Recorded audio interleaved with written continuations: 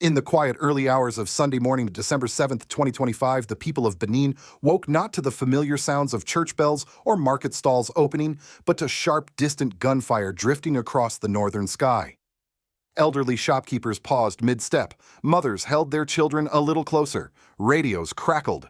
Then the screen of Benin's national television station abruptly switched to a chilling and unmistakable image. Lieutenant Colonel Pascal Tigre, flanked by armed soldiers staring directly into the camera. His voice was steady, almost ceremonial. "Dear compatriots," he began the phrase West Africans have come to fear because it so often precedes the fall of a government. Within minutes, it became clear that this was no routine announcement. Benin, a nation long regarded as one of West Africa's most stable democracies, was now witnessing a full military takeover. The government of President Patrice Talon had been removed, institutions dissolved, borders closed. The army declared itself the sole guardian of the state. For millions watching, the shock was profound. Benin was not supposed to be part of this new wave. It was the exception the country observers pointed to when they wanted to believe democracy in West Africa still had a heartbeat. So what happened? What pushed soldiers to seize control on a Sunday morning? And more importantly, what does this moment reveal about the deeper cracks forming across the region? Cracks that even Washington and Paris can no longer ignore. Today, we break down the story behind the uniform, the grievances, the escalating tensions, and the quiet warnings the world may have missed.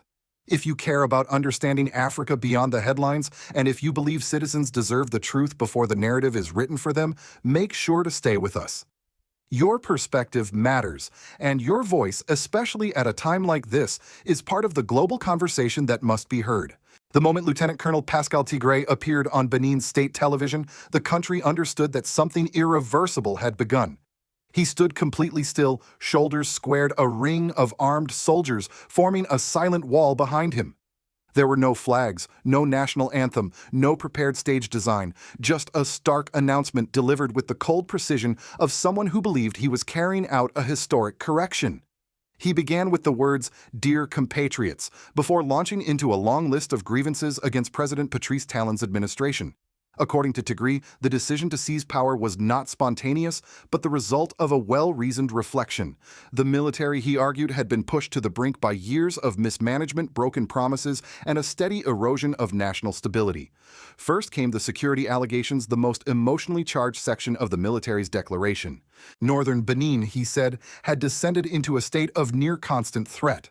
Terrorist incursions were increasing. Soldiers were dying, and the families of the fallen were left to struggle alone.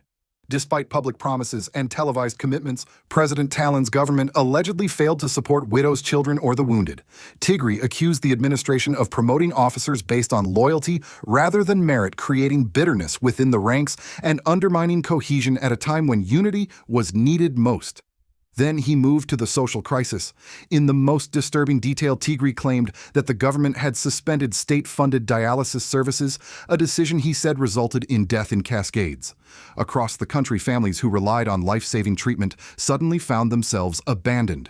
Thousands of civil servants were dismissed without explanation, some allegedly targeted due to personal grudges rather than performance. Teachers, a historically respected class in Benin, were demoralized by a new employment category that effectively downgraded their status and dignity. Economically, Tigre accused Talon of centralizing power to an extreme degree. According to him, a small circle of elites had gained control of nearly every strategic sector of the economy. Ordinary citizens already living on thin margins were suffocated under new taxes. Public contracts were granted without transparency. Loans were taken in the name of the state with no clarity on where the funds went or who benefited. The message was unmistakable. The wealth of the country was being locked away from the people who needed it most. Politically, the accusations grew sharper. Tigre claimed that Talon's government had shut down space for dissent, excluded opposition voices, and manipulated electoral rules. Some citizens were allegedly deprived of their right to choose candidates. Others were arrested, exiled, or intimidated into silence. The country's constitutional changes, including the controversial extension of the presidential term from 5 to 7 years, had already raised international concerns about democratic backsliding. Then came the list of measures that confirmed the coup was not just symbolic, but absolute. The constitution suspended. All national institutions dissolved, political parties suspended until further notice. Benin's land, air, and sea borders closed, the army assuming full powers until national cohesion is restored. For the everyday citizen, the market woman selling tomatoes, the fisherman on the coast, the teacher preparing lessons, these declarations meant the fabric of daily life had been torn apart. A system they had lived under for years, regardless of its strengths or flaws, had vanished overnight. Yet Tigray attempted to reassure the public workers were told to continue their tasks. Citizens were urged to evacuate freely and go about life in peace and tranquility. To the international community, he promised that Benin would honor its commitments and respect human rights. And finally, with a tone reminiscent of past military takeovers across the region, he promised a new era, where fraternity, justice, and work reign. It was a message West Africans had heard many times before, but on this December morning it had once again become Benin's reality. As Tigray's declaration reverberated across the airwaves, Benin entered the most volatile hours of its modern history. The calm, rehearsed tone of the announcement contrasted sharply with the reality unfolding outside armored vehicles blocking intersections, soldiers taking position around government buildings, and rumors spreading faster than verified information could catch them. The first and most dramatic sign of chaos came from Camp Guezo, a major military installation in Cotonou. Residents in nearby neighborhoods reported hearing gunfire before dawn, short bursts, at first followed by heavier rounds that echoed across empty streets. For many who lived through the political unrest of the early 1990s, the sound was painfully familiar. It signaled a battle for control within the armed forces themselves. While Tigray and his men stood confidently on state television, another narrative began emerging. Sources tied to President Patrice Talon's loyalists claimed the coup had been foiled, describing the insurgent soldiers as a small, mutinous faction. According to them, loyal forces had moved quickly, surrounded key installations, and regained partial control of the capital. The statements, however, lacked visual confirmation. No officials appeared on camera. No counter-announcement was made. The silence from Talon's camp, complete and unbroken, became its own form of message. This contradiction deepened the sense of high drama. Two competing realities now existed, one broadcast live on national television by the coup leaders, the other whispered through private channels by government supporters claiming victory. For ordinary citizens, the uncertainty was suffocating.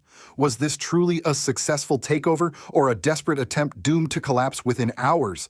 The absence of clarity fed a national anxiety that made every sound, a car backfiring, a door slamming, feel like a sign of approaching conflict.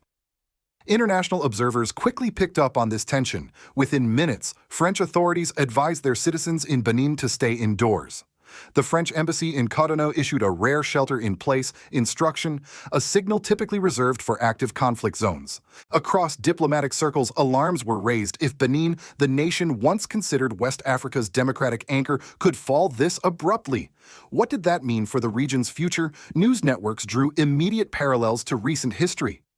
Mali in 2020, Guinea in 2021, Burkina Faso twice in 2022, Niger in 2023, Guinea-Bissau the week before. Each time the script was distressingly similar. A televised announcement, national borders, sealed promises of renewal, and a pledge to return power to the people after an undefined transition. Analysts began calling this phenomenon the domino effect of military governance, a political contagion fueled by frustration, distrust, and the perception that elected leaders had failed to deliver stability. Yet the case of Benin struck a deeper nerve. Unlike the Sahel nations, which faced severe insurgencies and long-standing grievances, Benin had been widely praised as a functioning democracy. Elections occurred, power transferred peacefully. International investors had begun to view the country as a safe entry point into the region. But Tigray's announcement shattered that belief in a single morning. The sense of déjà vu, especially for older West Africans, was overwhelming. Military rule brought memories of curfews, empty schools, blackouts, and long lines for food. It brought memories of transitions that promised change but extended into years of uncertainty. In cafes, markets, and WhatsApp groups, people asked the same questions. Was this truly about restoring security? Was it revenge from disgruntled officers?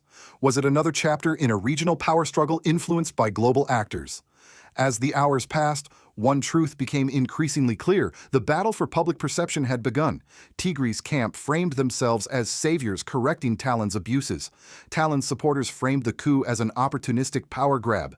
The international community, wary of past miscalculations, held back judgment. And hovering over it all was the most unsettling reality. Until the whereabouts of President Talon were known, until he spoke, appeared, or resurfaced, Benin remained suspended in a dangerous vacuum. In that void, anything could happen. And West Africa once again braced for the aftershocks. When the dust from those first gunshots settled and the television announcement ended, the true weight of the coup began to fall not on the politicians or the generals, but on the ordinary people who never asked to be part of this upheaval. For families in Cotonou, Porto Novo, and Parakou, the morning quickly turned into a long day filled with unanswered questions. Parents wondered whether to send their children to school. Market women hesitated to open their stalls. Drivers debated whether it was safe to cross military checkpoints. The coup might have been framed as a political correction, but its consequences struck directly at the daily rhythm of civilian life. In the north, the same region Tigray claimed had suffered from years of insecurity, fear deepened. Villages that relied on military escorts for supply routes suddenly faced uncertainty. Would the soldiers stay at their posts? Would aid convoys still move? The army's promise that citizens could evacuate freely in peace and tranquility did little to calm nerves. West Africans have heard such reassurances before, and experience taught them that transitions often bring a period of unpredictable tension. Economically, the impact was immediate. The closure of Benin's land, sea, and air borders created a shockwave almost no citizen could avoid. Traders who moved goods through Benin's ports to Nigeria and Niger found their cargo halted. Thousands of small businesses, many operating day-to-day with thin margins, suddenly faced losses they could not absorb. Gas stations saw lines forming as residents rushed to fill tanks in anticipation of shortages. Pharmacies began rationing essential medications. For a country that depends heavily on regional trade, even a brief disruption threatened to spiral into a larger economic crisis. But perhaps the most profound effect was psychological. Benin's identity, both internally and abroad, had long been tied to its reputation as a stable democracy. It was a place where elections happened on schedule, where political transitions occurred without violence, and where institutions, however imperfect, still carried legitimacy. The coup broke that image in a single morning. Citizens who grew up believing their nation was an exception to West Africa's turbulence now found themselves confronting a reality their grandparents had known too well: the uncertainty of military rule. Politically, the consequences were just as serious. With all institutions dissolved and political parties suspended, Benin was thrust into a vacuum with no formal channels for debate or dissent. Civil society organizations, which had played a vital role in past democratic reforms, were left without clarity about their legal status. Opposition leaders faced impossible choices: speak out and risk arrest, or remain silent and allow the coup narrative to dominate unchallenged. Even supporters of President Talon, unsure of his whereabouts, could only speculate whether he was safe, negotiating, or already powerless. For many older citizens, memories resurfaced of earlier decades when generals spoke of national renewal, only to govern indefinitely. The language of Tigri's address, promises of fraternity, justice, and work, echoed slogans from earlier juntas across the region. West Africans have learned to measure such statements not by their poetic tone, but by their outcomes. Promises alone do not guarantee accountability. Yet within this uncertainty, a second, quieter conversation began taking shape. What had driven a seemingly stable system to rupture? Were citizens truly better off holding on to a flawed democracy? Or had the government eroded trust to such a degree that military intervention felt inevitable? These were not abstract questions. They were the questions citizens discussed at dinner tables, in taxis, on neighborhood benches, trying to understand whether the coup was a tragedy, a correction, or the beginning of something far more unpredictable. In the end, the most painful realization was this: regardless of political justifications, the people of Benin were once again paying the price for decisions made far above their heads. From Washington's perspective, the sudden collapse of Benin's civilian government wasn't just another headline in Africa. It was a direct signal that the entire security architecture the United States had spent 2 decades helping to build in West Africa was beginning to fracture. Benin had long been considered one of the more predictable partners in the Gulf of Guinea region, a rare anchor of electoral stability at the edge of the troubled Sahel.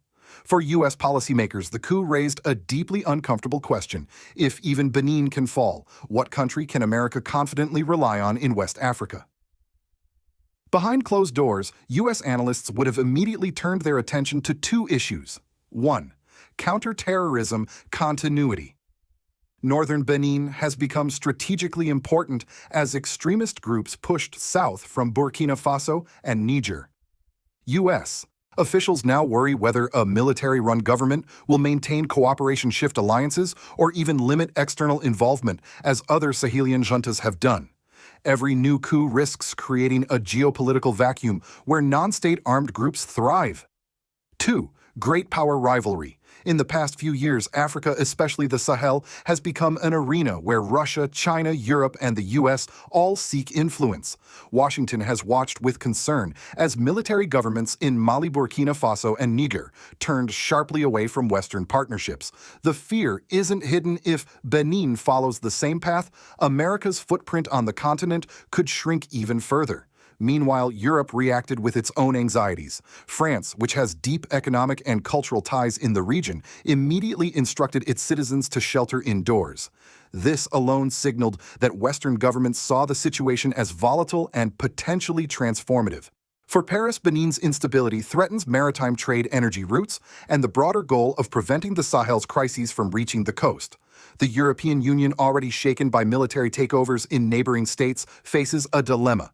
Is condemning the coup enough, or does such condemnation further alienate populations who increasingly view Western criticism as hypocrisy, especially when Western-backed leaders struggle to deliver security or prosperity? Across Africa, the reaction was far more complex. Some communities interpreted the coup as yet another sign that traditional democratic systems, often modeled after Western institutions, are failing to address local grievances. Others viewed it as a dangerous return to a painful cycle that past generations had worked hard to escape. Regional bodies such as ECOWAS, weakened by internal disagreements and past missteps, found themselves cautiously silent. Their legitimacy, already eroded by previous crises, risks slipping further.